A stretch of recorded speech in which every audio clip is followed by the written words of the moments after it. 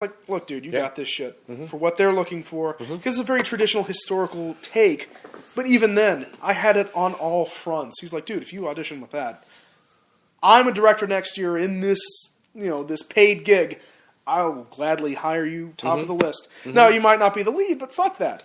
Like, that is what I've already taught you is not the point. Right. I already learned that lesson hard, fast, and willingly. But the other thing I have to remember is after an exhaustive audition process with callbacks and blah, blah, blah, the fact that you don't get the part doesn't mean that you weren't as good as the other person. I don't feel that way. That I understand. I'm with you there. It's not just sour grapes. It's not the audition process. It's not getting the role that really sucks. It's the sour grapes. That's the part that the politics that I've been laid on my personal experience. Because it wasn't enough that I worked my fucking ass off to be this character, to do this role, and to do this audition well, and to do it for I also did it through a casting call. I applied the same method of good shit. I'm putting catch as catch can. I'm dropping elbows. I'm getting the wrestling on. I'm putting the tap outs, dude. I'm making it happen. All right? I am excellence in execution because I am flawlessly just boom, dropping down the character moments. I am not me. Yeah. I'm showing my fucking gut to people. I'm fucking doing it all. Awkward, positions. I think probably the best audition I ever gave, I didn't get a call back. Oh, no. That's always the way, right? Yeah. I mean, I walked out of that audition going, I fucking nailed it. Are you kidding? That felt better than it should have. I'm going to get $25 in 3 months. Nothing. Yeah, exactly. And then, that is exactly. But then other auditions where I thought, oh, God, I really wish I had gotten more sleep or whatever, And no, I will agree that some of the best art I ever did was when I had... What you think is good and what the director's looking for, you never know. And you never know how it's going to come across that on happened film to me once for a show. As opposed to in the room. That happened to me on a show. Yeah, I auditioned for a play. It was my first audition for Actors Guild. Oh, okay. I was going to say. You have that one story we have to tell. I did a really good job, and I didn't get it. And the guy that got it was a guy that was like, "Oh, well, yeah, but I did better than him." He's good, but he sucks. I know, and how many actors does it take to screw in a light bulb? That's the. But I asked the director later because I knew the director. I asked him later, "Hey, just what the fuck did I do, honey?" Well, but I was like, I ate that pussy for 45 minutes. But no, I was just so I know because I was pretty young to the game. I asked him later. I was like, "What? Just did I do anything? You have any tips for me next time?" He said, "No, you did a great audition. It was just that what I wanted for that play in general was I wanted all the male leads to be older than they needed to be to make it creepy." But you can for the it's show. The land of make believe, which makes total sense. But that made total sense because he had because as a director, his job is to be the actor designer. It's like I design the sound, you design the lights, you design the set. He designs the actors. That's the show. That was his design. Designs the cast, and that's the thing. And it worked. It was great, but that's. I'm saying that kind of continual torture. Rolls. See, he's cool with it. Mm-hmm. Tom here, he's indicating because I'm indicating. There's no camera. I'm indicating Tom here. He's his personality. It meshes. I wouldn't say that I'm cool with it. You have to. You just accept it way easier. You accept. You got to understand. I'm going into war. Me and Tim Roth, we're going to war, man. And I bring it, and we bring it, and we do the whole thing. And when it's arbitrary, I'm okay with being bested. I've been bested and been like, shit. Like, you gotta shave your tongue? Yeah. Like, I'm doing shit on stage. I think I'm pretty fucking good. But it's different when Found my light and shit. It's different when you don't feel bested. You just simply have to go, I just wasn't the right guy. But usually by then, I'm sick. Yeah. My voice is out. I'm sick. Right. And I feel thoroughly butt-fucked. And also, I can't make rent. That's great. Yep. And it's the same thing with the camera acting on the film audition. Real quick, the film audition I did, where it's one of them, where they had the camera and stuff. Like, I'm bringing it. So, and it's just like, it's arbitrary shit. Yeah. My feet are wrong.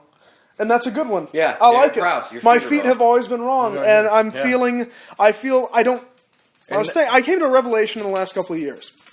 And it's not just from, my experience with theater. I love theater. I love the act of it. I love doing it, sort of. But I've become, it's not the art I feel I want to apply myself to anymore. And that's the weirdest fucking thing. Yeah. Because 8 years ago, ride or die. Yeah. would fucking give it all up Right. to do theater for a living. But now it's like, they don't seem to care for me much, and fuck them. I don't care for them. They do dumb shit. Yeah, they do dumb shit every month. Like, hey, check it out. It's Cajun. Like, that's stupid. Yeah. I'm not watching that fucking play. It beats doing something you don't like for free. Yeah. Well, I don't feel that that's the art that I like. Yeah. Sure, I'm a quote unquote artist. I'd like to feel like one, but maybe clay is not for me. Maybe on stage performing, as much as I dig it, as much as I can feel the lights and do all the right things, maybe that's just not for me.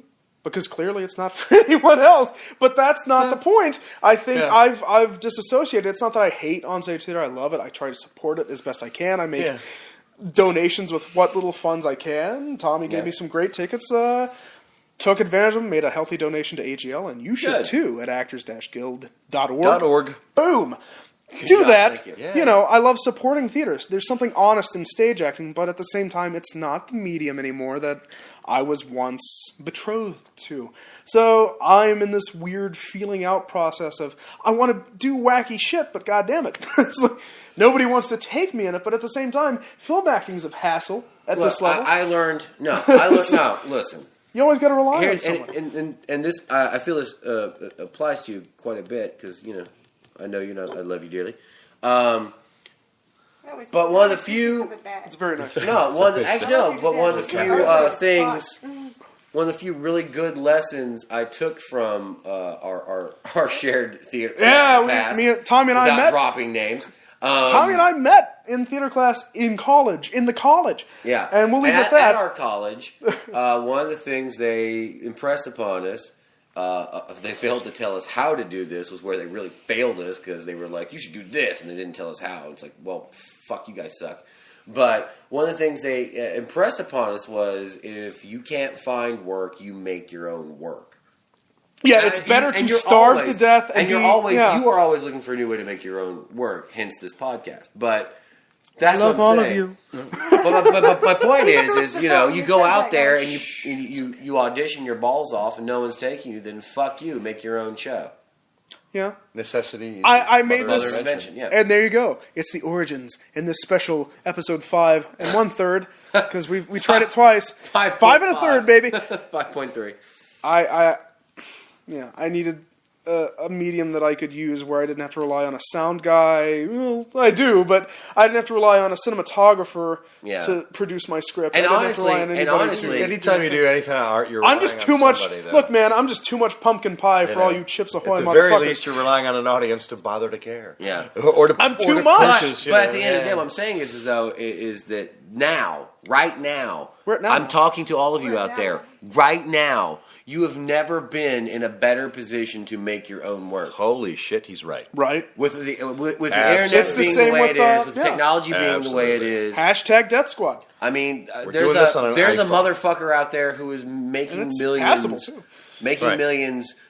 Making music videos for preteen girls who don't deserve the time of day, much less. They're all beautiful. Like Rebecca Black. I know, but I'm saying that guy made his own work. He said, I want to produce music. I can't get credible talent, so I will be the glamour shots of music videos. He's right, you know. Damn, you went deep on that one. You got to the root. But that's the market. It's mostly all glamour shots these days, whether it's film or music. That's the other thing that's so phony about it. I'd rather have a high gloss. Turn on the radio and it's all. But no, it's all real glamour shots. No, but look at the.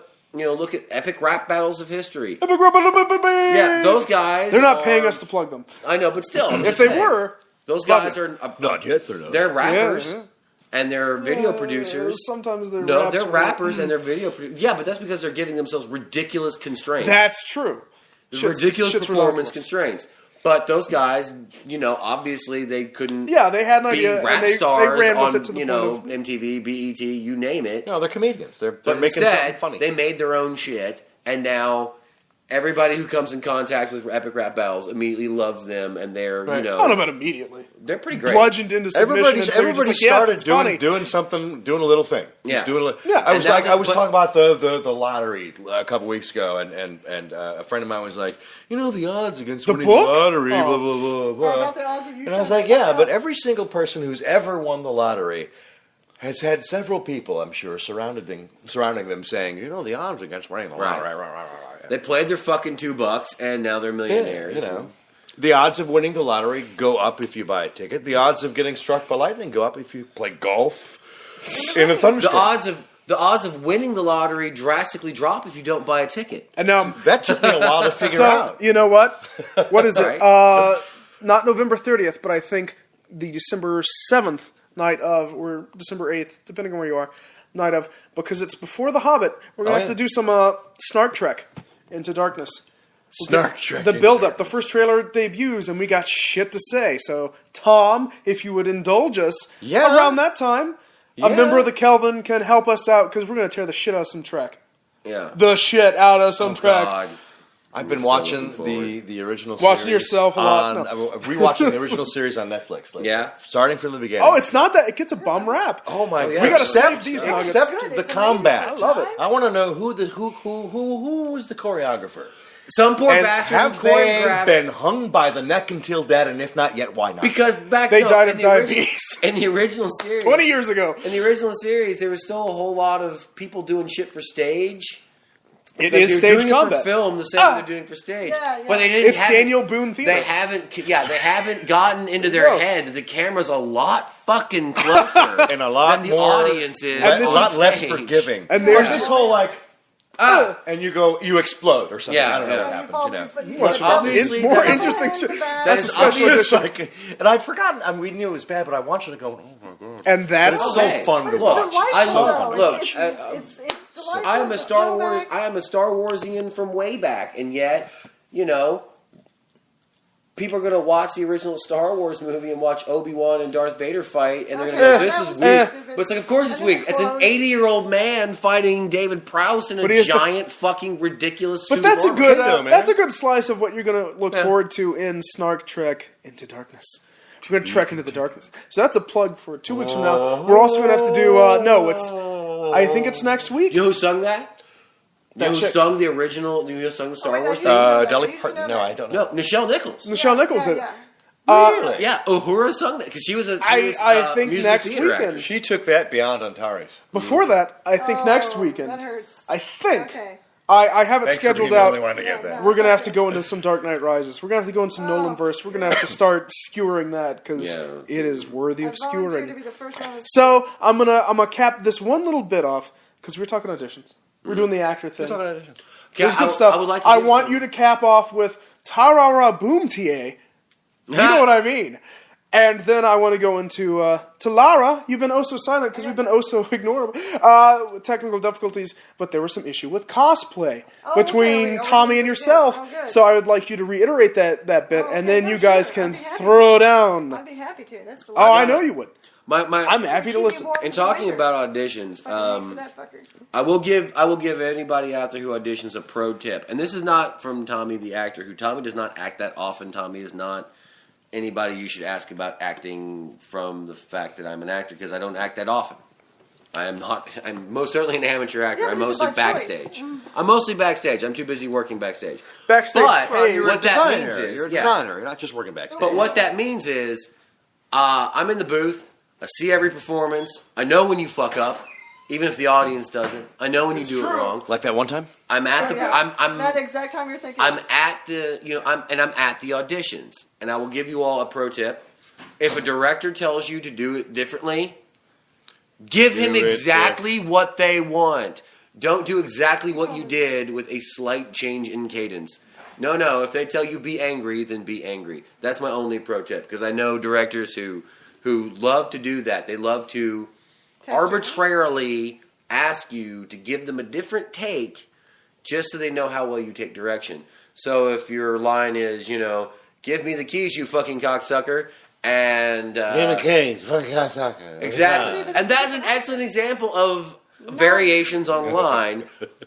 So if your reading is give me the keys, you fucking cocksucker, and they're like give it more sarcastic, and you go give me the keys, you fucking cocksucker, that will not fly. You have now lost the audition. You did not take direction because you did not change it up. Your response should have been, give me the keys, you fucking cocksucker. You should have Kevin Spacey'd it, and you didn't. I'm gonna go with the keys on that one. Give me the keys. What I'm gonna go and give me the keys. Yeah. Give me the keys.